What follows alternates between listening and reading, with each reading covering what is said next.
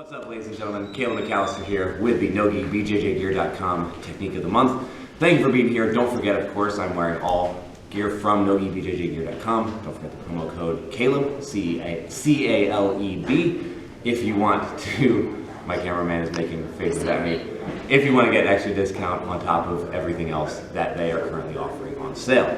What we're going to work on today is a kind of a unique way of dealing with my opponent countering the guillotine. I'm sure like you guys, like me, you guys have heard a million times, when they pass your guard, let go of the head, because otherwise they're going to get von Flue chopped.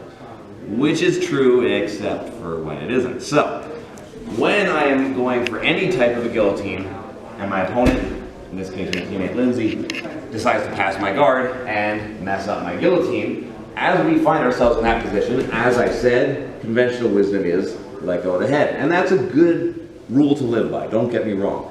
But it's not your only option. Another option is, instead of letting go of the arm that's around my opponent's head, I'm letting go of the other arm, the one that's hooking over the top.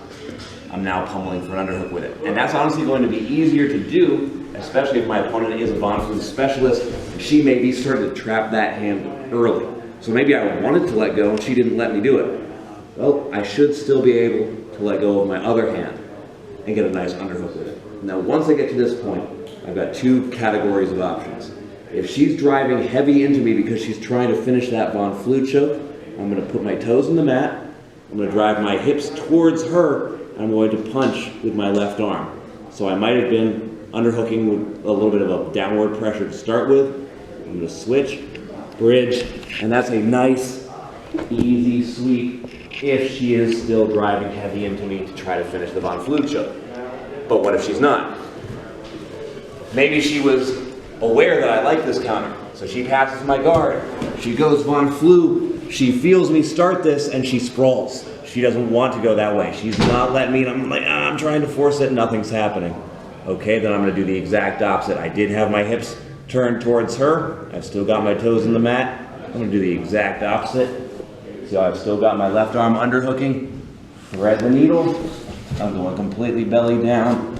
Now as I come up, I've got my entire arsenal, whether you want to go for arm triangles, guillotines, back takes, cow catcher, cement mixer, you've got your entire arsenal, but you put yourself back in an offensive position again when your opponent had done a really powerful counter. So again, you can pretty much keep this going almost infinitely. I go for a guillotine, she passes. I try to sweep, she sprawls, the sweep isn't there. I go belly down, she comes up. I go for my guillotine nice and soft so that she can pass, and you can keep this going. Maybe this time she drives hard into me. So I punch, switch my hips. You can keep the head collected if you want to. You want to release, go to whatever side control you happen to like. You've got that option as well.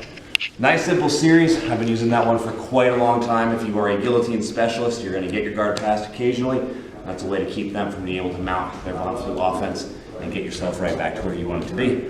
I hope you guys enjoyed it. Thanks for being here. If you have something specific you'd like to see on the next free technique of the month, feel free to message me or post in the comments below. Don't forget to check out NoGiBJJGear.com, promo code CALEB. I will see you guys next time.